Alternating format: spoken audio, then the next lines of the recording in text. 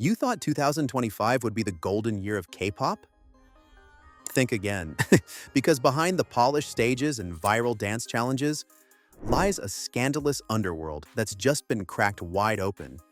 From leaked videos and racial controversy to contract betrayals, idol poaching, and a canceled show so disturbing it never made it to air. The industry's darkest secrets are bubbling to the surface. And what's most shocking? Some of your faves are right at the center of it. Stick around because the final story in this video might just change how you see K-pop forever. Is sending shockwaves through the K-pop world. The stars are expected to conform to high standards of conduct, but several artists are being investigated for very serious charges. Absolutely, Amara. I mean, this is a multi-billion-dollar industry. This is a story that everybody's talking about here in South Korea at this point. Huge impact here in South Korea. K-pop isn't just a music genre anymore, it's an empire. Billions of fans, million-dollar endorsements, and global reach from Seoul to São Paulo. But with global fame comes global scrutiny. And in 2025, the curtain is being pulled back. Fast. What once stayed hidden behind contracts and media control is now being leaked, exposed, and amplified by fans who refuse to stay silent.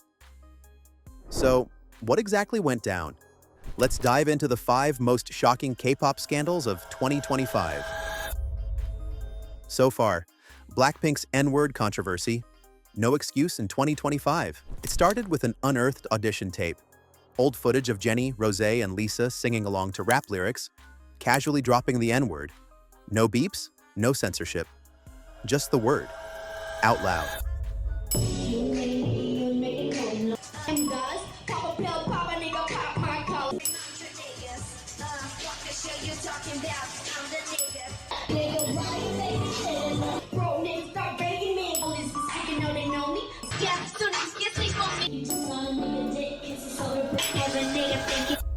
And although the clips were recorded before their debut, fans weren't having it. Why? Because when you're the biggest girl group in the world, ignorance isn't cute. It's dangerous. Especially when your sound, style, and swagger borrow so much from Black culture. But the real problem, YG Entertainment said, nothing. Not a peep, not a statement, not even a weak apology. And that silence? It was deafening. It reignited the long-standing conversation in K-pop. Cultural appreciation or cultural exploitation. This wasn't about cancellation. It was about accountability. And fans were watching closely. But as this firestorm raged, another scandal lit up the industry. And this time, it involved children. Under 15, show canceled after public outrage. Imagine a talent show featuring kids as young as 8. Now imagine them in mini skirts, smoky eyeshadow, and body rolls. Yeah, this was real.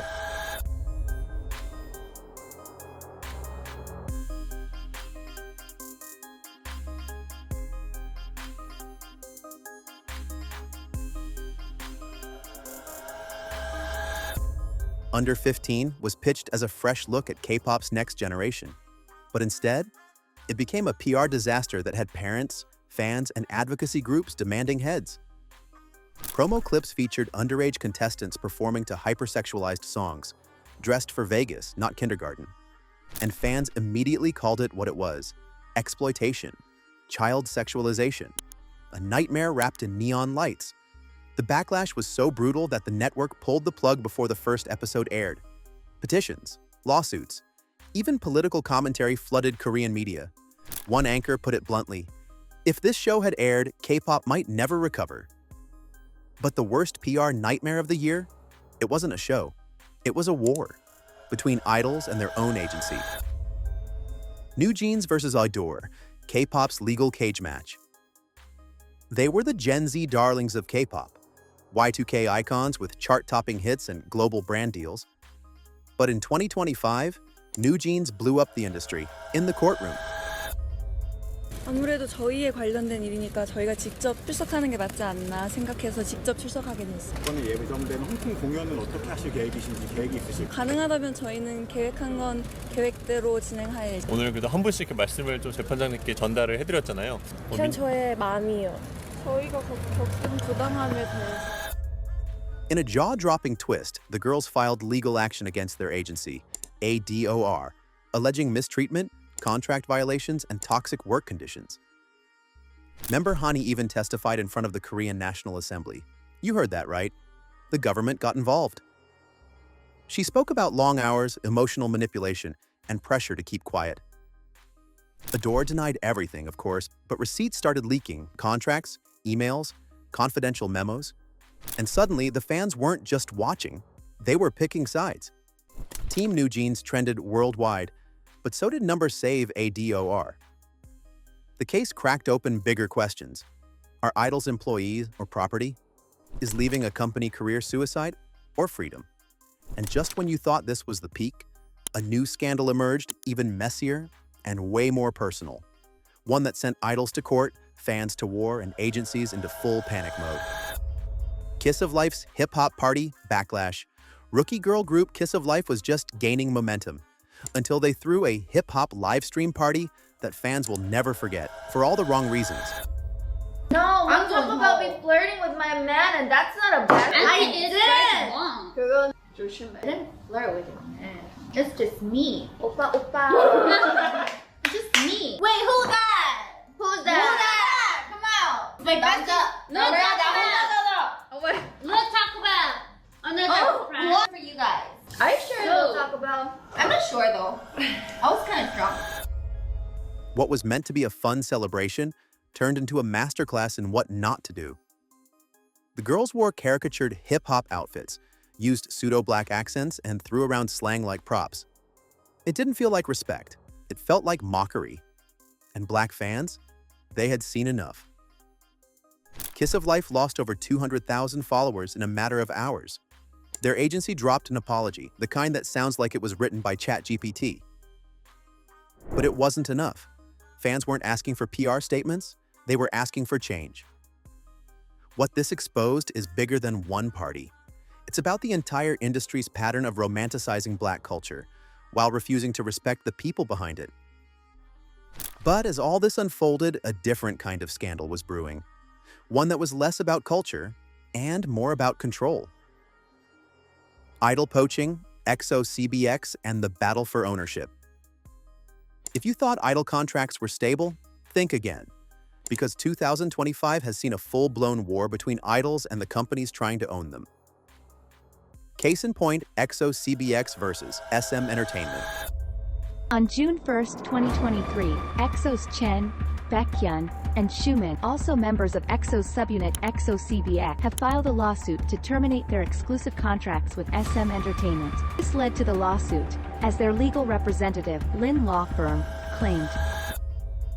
Baekhyun, Chen, and Xiumin were already in the middle of legal battles when SM accused entrepreneur MC Mong and CEO Cha Ga-won of tampering, a term for poaching idols away mid-contract with better offers.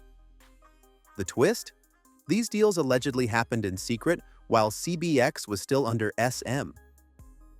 Think, closed-door meetings, unsigned offers, shady backroom deals. It got so chaotic that fans didn't even know who to support anymore. And they weren't alone. Omega X, still healing from previous abuse scandals, also found themselves facing outside interference during contract renegotiations. Even 50/50, fresh off the success of Cupid, was surrounded by rumors of internal betrayal and poaching from rival agencies. Welcome to the K-pop contract wars, where loyalty is tested, money talks, and no one really knows who's playing fair. So what happens next in this drama, and can idols ever truly break free? 2025 has become K-pop's most chaotic year yet. Scandals aren't just scandals anymore, they're stories of power, silence, survival, and exposure.